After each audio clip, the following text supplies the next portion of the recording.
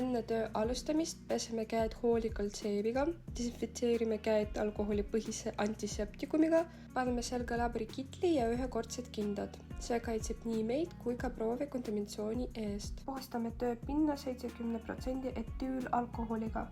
Vitek 2 Compact on täiestatud automatiseeritud süsteem, mis on loodud mikroorganismide kiireks identifitseerimiseks ning antibiootikumi tundlikkuse määramiseks. Selle töö põhimõte põhineb biokeemilistel reaktsioonidel ja kolorimeetrilisel tehnoloogial. Enne Vitek 2 Compact analüsaatoriga sammastamist teeme kindlaks mikroobigramm reaktiivsuse ning selle, kas tegemist on bakterite või seentega.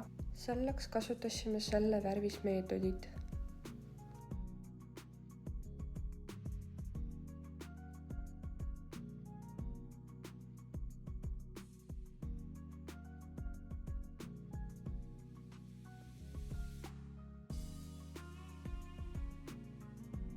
Saime tulemused, mis on näidatud ekraanil.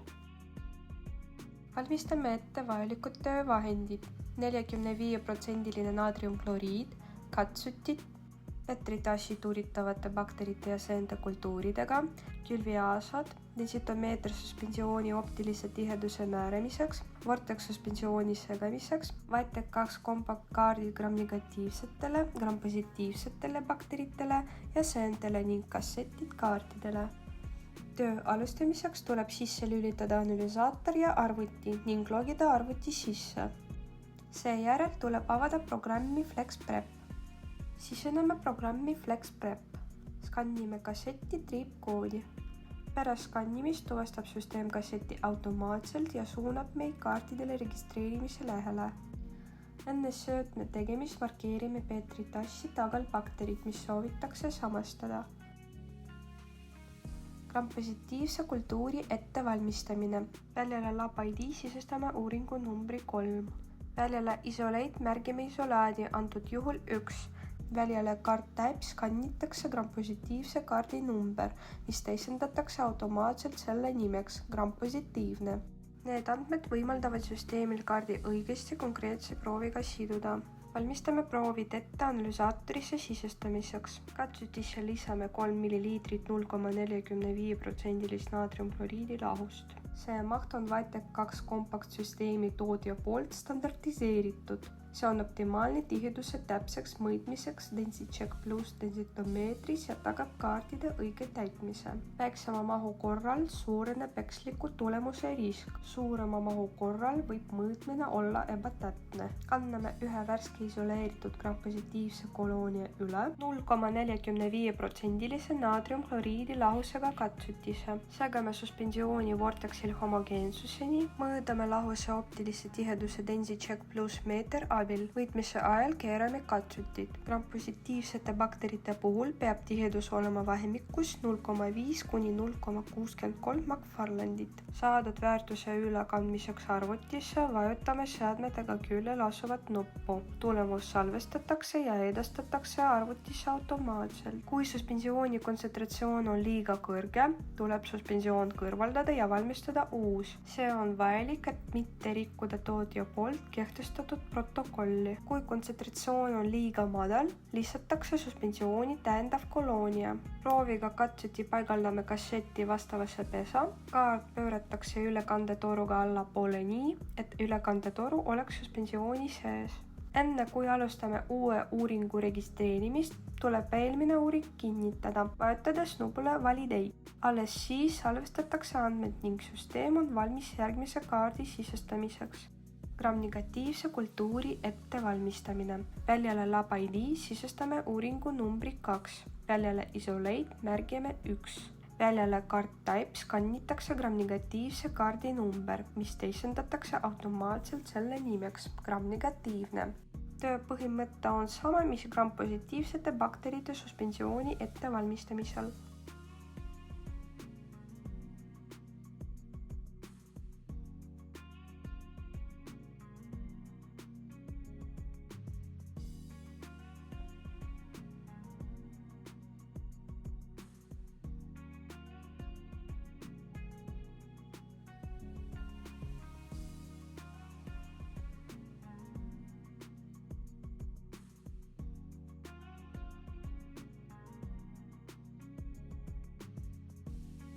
Gram-negatiivsete bakterite puhul peab tihedus olema vahemikus 0,5 kuni 0,63 McFarlandit.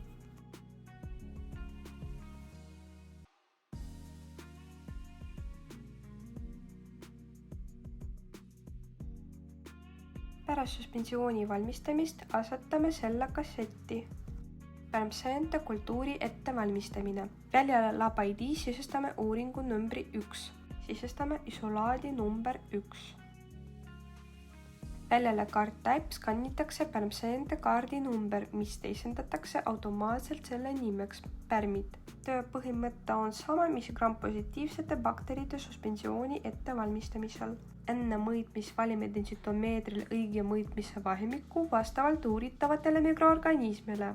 Seejärel asetame katsuti densitomeetrisse ja keerame seda mõõtmise ajal, et saada täpne väärtus. Pärmide kaardide puhul peab õige väärtus jääma vahimiku 1,8 kuni 2,2 McFarlandit. Pärmide mõõtevahimik on kõrgem kui bakteritel. Kuna pärmirakud on oluliselt suuremad ja väiksema rakkude arvukusel korral ei piisa nende kogusest usaldusväärsete biokeemiliste reaktsioonide jaoks.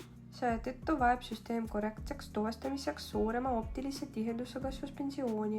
Pärast suspensiooni valmistamist asetame viimase katsuti kassetti. Kassett tuleb proovide ja kaardidega täida 30 minuti jooksul, sest töötlemata või pikka aega seisnud suspensioon võib muuta oma optilist tihedust ja mikroobide omadusi. Vajutame nuppu Send kassett, see samm loob ühenduse arvuti ja analüsaatori vahel ning edastab kõik vajulikud andmed. Asetame kasseti koos katsutite ja kaardidega täitmiskambrisse ning sulgeme selle.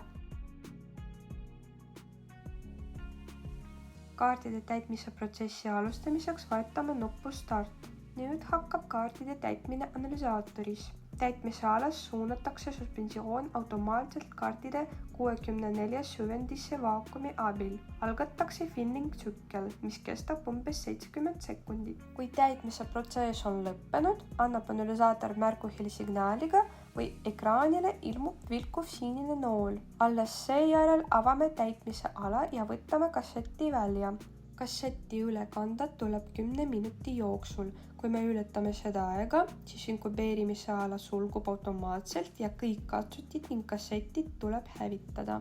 Inkubeerimise ajal toimub mikroobide kasv ja biokeemilised reaktsioonid. Iga kaart sisaldab 64 süvendit erinevate substraatidega, mis võimaldavad mõõta mikroobide ainevahetuslikku aktiivsust, sealhulgas happilisust, aluselisust, ensüümide hüdrolüüsi ja kasvu inhibeerivate ainete taluvust. Värvimuutusi igas süvendis mõõdetakse täpselt läbi kolorimeetrilise analüüsi.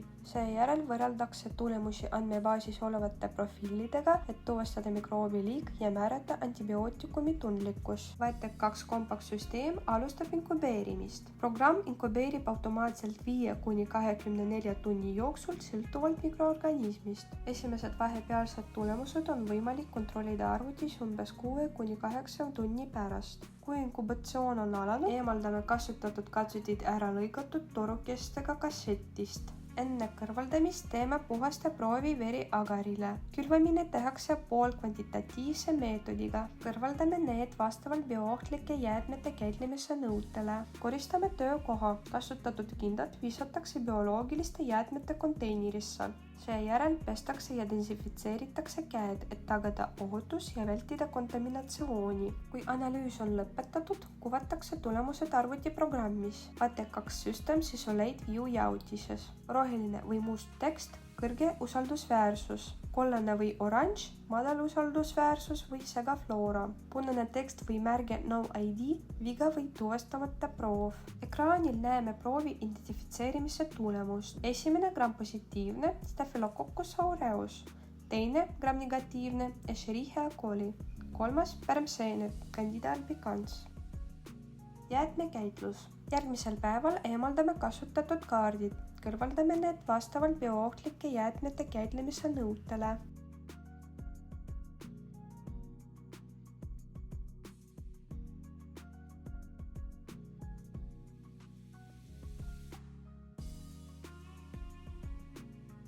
Desinfitseerimine. Kasutame alkoholiga niisutatud lappi, et õrnalt puhastada ilma mehhanismi kahjustamata. sulgeme uksed. Puhastame ja desinfitseerime tööpinnad ning asetame kõik töövahendid oma kohtadele tagasi. Viimaseks peseme ja desinfitseerime käed. Täname vaatamast, loodame, et see õppefilm aitas teil paremini mõista VATEK 2 kompaktsüsteemi tööprotsessi ja mikroobide samastamise etappe. Suur tänu kõikidele, kes aitasid filmi valmistamisel.